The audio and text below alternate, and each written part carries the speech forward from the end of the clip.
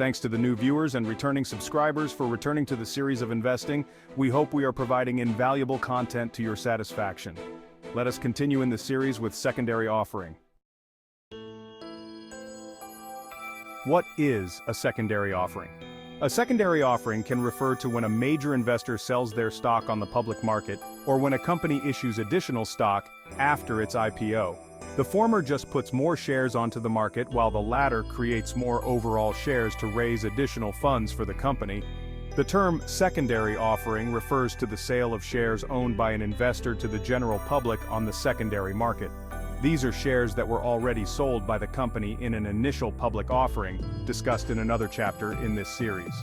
The proceeds from a secondary offering are paid to the stockholders who sell their shares rather than to the company. Some companies may offer follow-on offerings, which may also be called secondary offerings. These offerings can take on two different forms: non-dilutive and dilutive secondary offerings. Key takeaways are: a secondary offering occurs when an investor sells their shares to the public on the secondary market after an initial public offering. Proceeds from an investor's secondary offering go directly into an investor's pockets rather than to the company. Corporations can also sell shares through secondary offerings, which are also referred to as follow-on offerings, to raise capital or for other reasons. Follow-on offerings can be either dilutive, which results in an increase in shares, or non-dilutive, where new shares are not created. How secondary offerings work. Private companies that want to raise capital may choose to sell shares to investors through an initial public offering. As the name implies, an IPO is the first time a company offers shares to the public. These are new securities that are sold to investors on the primary market. The corporation can use the proceeds to fund its day-to-day operations, make acquisitions, or for other purposes. Once the IPO is complete, investors can make secondary offerings to the public on the secondary market or the stock market. As mentioned above, securities sold in a secondary offering are held by investors and sold to one or more other investors through a stock exchange. As such, the proceeds from a secondary offering go directly to the seller, not the company whose shares change hands. In some cases, a company may perform a secondary offering, called a follow-on offering. This need may arise to raise capital to finance its debt, make acquisitions, or fund its research and development pipeline. In other cases, investors may inform the company of their wish to cash out of their holdings, while other companies may offer follow-on offerings to refinance debt when interest rates are low. Tip: as an investor, make sure you understand the reasons why a company has a follow-on offering before you invest. There are two types of secondary offerings. Secondary offerings come in two different forms. The first is a non-dilutive offering, while the other is referred to as a dilutive secondary offering. Let us explain the differences between the two. Non-dilutive secondary offerings. A non-dilutive secondary offering does not dilute shares held by existing shareholders because no new shares are created. The issuing company might not benefit at all because the shares are offered for sale by private shareholders, such as directors or other insiders, such as company insiders or venture capitalists, who want to diversify their holdings. The increase in available shares allows more institutions to take non-trivial positions in the issuing company, which may benefit the trading liquidity of the issuing company's shares. This kind of secondary offering is common in the years following an IPO, after the termination of the lockup period. Dilutive secondary offerings. A dilutive secondary offering is also known as a subsequent offering or follow-on public offering, FPO. This offering occurs when a company itself creates and places new shares onto the market, thus diluting existing shares. This offering happens when a company's board of directors agrees to increase the share float to sell more equity.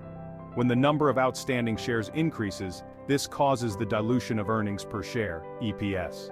The resulting influx of cash helps the company achieve its longer-term goals, or it can be used to pay off debt or finance expansion. This may not be positive for the shorter-term horizons of certain shareholders. Fast-fact secondary offerings are normally marketed within a few days rather than a few weeks, which is common for IPOs. What are the effects of secondary offerings? Secondary offerings can impact investor sentiment and a company's share price.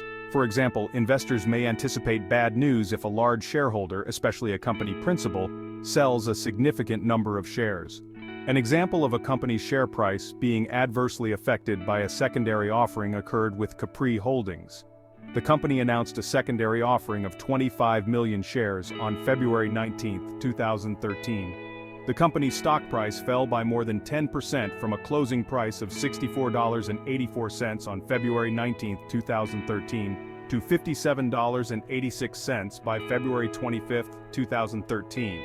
A dilutive secondary offering usually results in a drop in share prices, but sometimes, markets can have an unexpected reaction to the offering. For example, CRISPR Therapeutics saw an increase in its stock price after announcing a secondary offering of 5 million shares on January 4, 2018.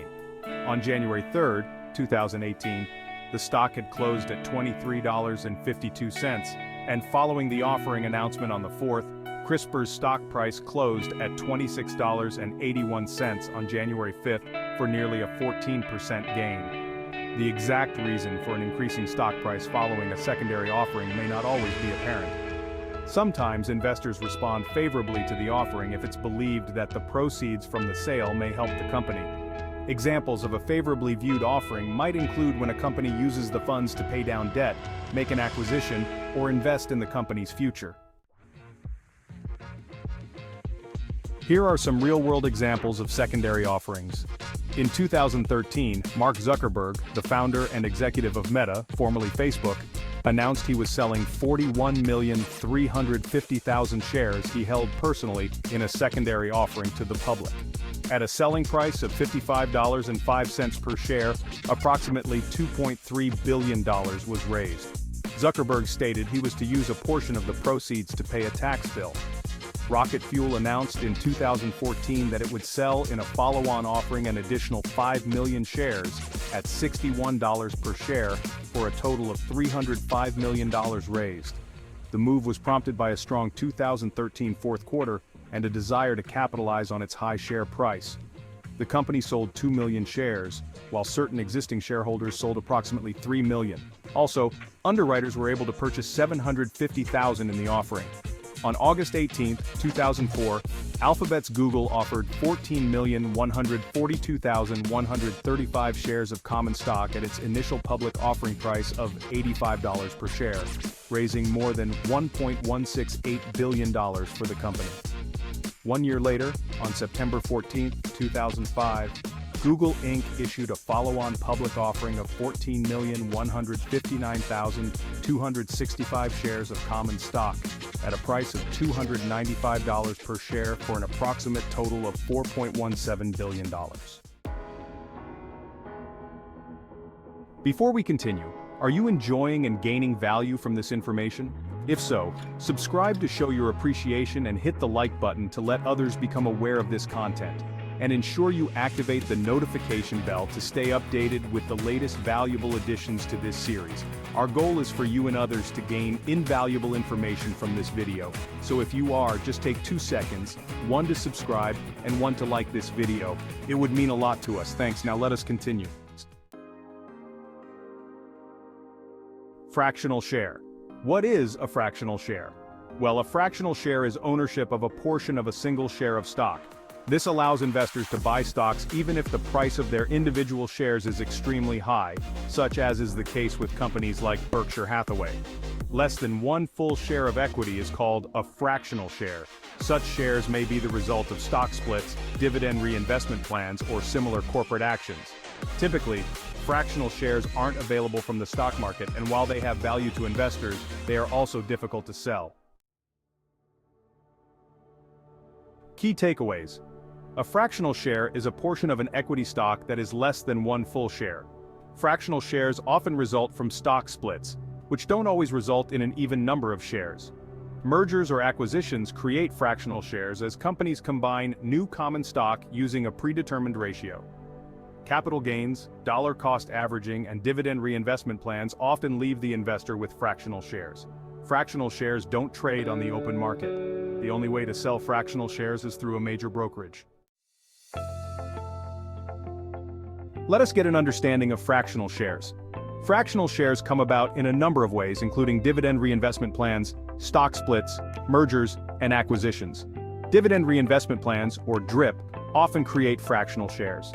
A dividend reinvestment plan is a plan in which a dividend offering corporation or brokerage firm allows investors to use dividend payouts to purchase more of the same shares. As this amount drips back into the purchase of more shares, it is not limited to whole shares. Reinvesting capital gain distributions and dollar-cost averaging programs can also result in purchasing fractional shares. Stock splits don't always result in an even number of shares. A 3-for-2 stock split would create 3 shares for every 2 shares an investor owns, so an investor with an odd number of shares would end up with a fractional share after the split. 3 shares would become 4.5, 5 would become 7.5, and so on. Mergers and acquisitions, or M&As, may also create fractional shares since companies combine new common stock using a predetermined ratio. The ratio often results in fractional shares for shareholders. Some brokerage firms will split whole shares intentionally so they can sell fractional shares to clients. This division of shares is most often the case with high-priced stocks like Amazon or Alphabet, Google's parent company. As of March 2020, Amazon was selling for more than $1,800 per share, and Alphabet was selling for more than $1,100 per share. Fractional shares often can be the only way individual investors can buy stock in such companies. For example, a young investor with limited funds might have their heart set on buying stock in Amazon. Starting with $1,000 to invest, they won't have enough to buy a full share of stock, so they might find a brokerage firm willing to sell a fractional share. They could invest half of the money in 1/3 of a share of Amazon and use the other half to invest in lower-priced stocks that would allow them to buy full shares. Important. In the event of stock splits, mergers, and acquisitions, shareholders sometimes are given the option of obtaining cash in lieu of the fractional shares. The income received is taxable. How to trade fractional shares. The only way to sell fractional shares is through a major brokerage firm, which can join them with other fractional shares until a whole share is attained. If the selling stock does not have a high demand in the marketplace, selling the fractional shares might take longer than hoped. Not everyone wants to hold on to fractional shares, especially if they ended up with them for inadvertent reasons such as stock splits. An investor might have 225 shares of XYZ stock priced at $12 per share. After a 3-for-2 stock split, they would end up with 337.5 shares priced at $8 per share. If there is a high demand for XYZ stock in the market, they'll be more likely to find a brokerage firm willing to take the fractional share. Or, they could find a brokerage firm willing to sell another half share to bring their total number of shares to 338. Here is a real-world example of a fractional share. In November of 2019, Interactive Brokers became the first of the major online brokers to offer fractional shares trading. On January 29, 2020, Fidelity announced it will offer fractional shares trading of equities and ETFs. As we close this segment, we invite you to show your support by liking this video and subscribing to our channel. It is a simple click for you, but a huge support for us, and it is completely free. Please join us in our next chapter as we discuss initial public offering or IPO and IPO lockup.